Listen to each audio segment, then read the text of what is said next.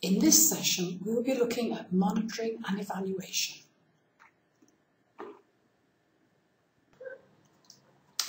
The logical framework is the basis for monitoring and evaluating a project or programme.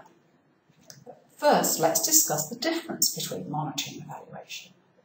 Monitoring is an ongoing process of reviewing performance, whereas an evaluation assesses what has been achieved at the outcome, purpose level, and is often used to learn lessons for future projects. So the features of monitoring. Monitoring is carried out routinely. The frequency can be quarterly, 6 monthly, and it's often an internal process. However, annually it may often be external. It asks the question, are the activities achieving the outputs? If not, why not? And what do you need to do to ensure outputs are being achieved? Monitoring allows an opportunity to reflect on what is working, but also to reflect on what needs to be done to improve performance.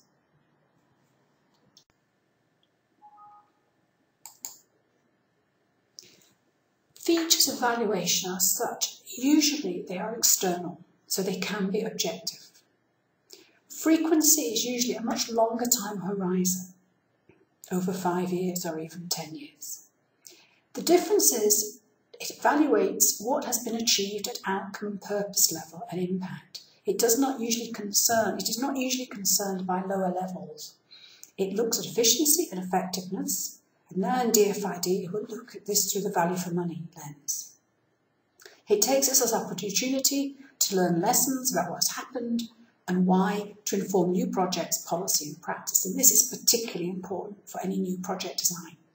It identifies strengths and weaknesses, and we recommend that you look at the AusAid template as it is a very useful guide. Now, most development partners will request an M&E plan at the beginning of the project. So what is an M&E plan? The M&E plan will state how you will monitor your progress against the log frame over the lifetime of the project and how you will evaluate the project at the end. It will state how and when you will carry out the routine monitoring, through team meetings and field visits, and it will define the evaluation strategy. It will now include value for money indicators if you're doing this for DFID.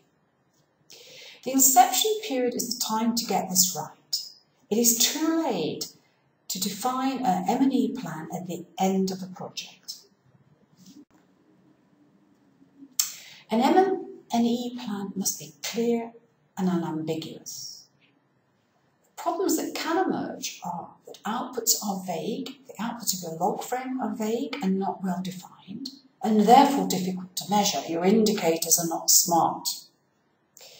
The proposed methodologies, the baseline and surveys, are not consistent and comparable. So you're not comparing apple with apple, but you're comparing apples with oranges, and therefore you can make no comparison, and therefore it invalidates your evaluation process. There are quite a lot of international reports that bring together evaluation. For example, UNAIDS brings together issues on HIV, UNFPA on family planning. National surveys in country look at, such as the Demographic Health Survey, also look at goal and outcome level. In many countries you have a service provision assessment, and this will focus at lower level and output service delivery issues that you could evaluate. At community level, they tend to be participatory, but they'll have focus group discussions, mapping of food production. But be very careful when you're carrying out this community evaluations not to raise expectations. The other issue is that evaluations can be expensive, so we need to be absolutely clear about the objectives and the value added of carrying out your own evaluations rather than using those that already exist, such as the Demographic Health Survey or surveys from other international organisations.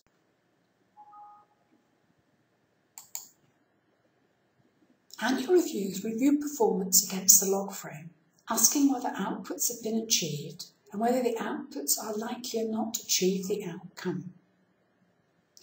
The annual review can be internal or external.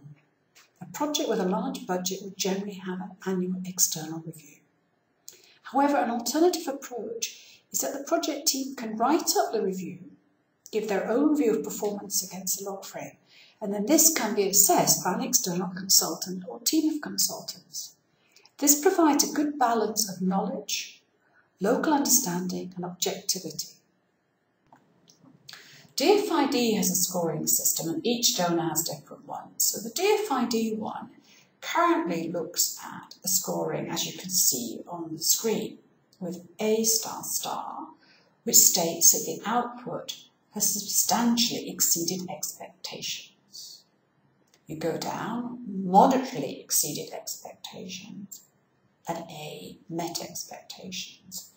After A, you go into moderately met expectations and did not meet expectations. And if you score a B or a C, you're likely to be getting into trouble and you could even be put on a performance improvement plan. One of the risks, to me, of the new scoring is a tendency to focus on easier targets, to be certain to achieve an A, because if you don't achieve an A, then you are likely to be called a non-performing project. And it has a risk really of not looking at the broader issues in developing a program.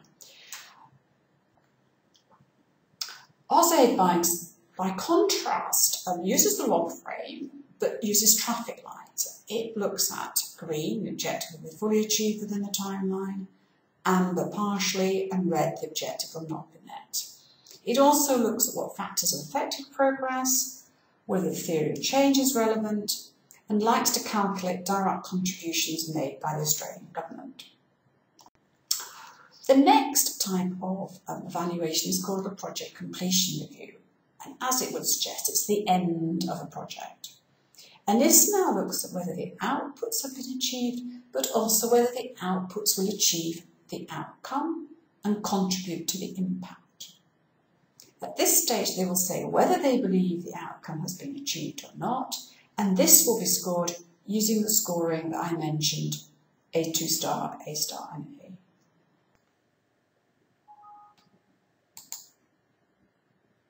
In conclusion, all projects and programs are monitored regularly, with formal reviews taking place annually and evaluations at the end of the project.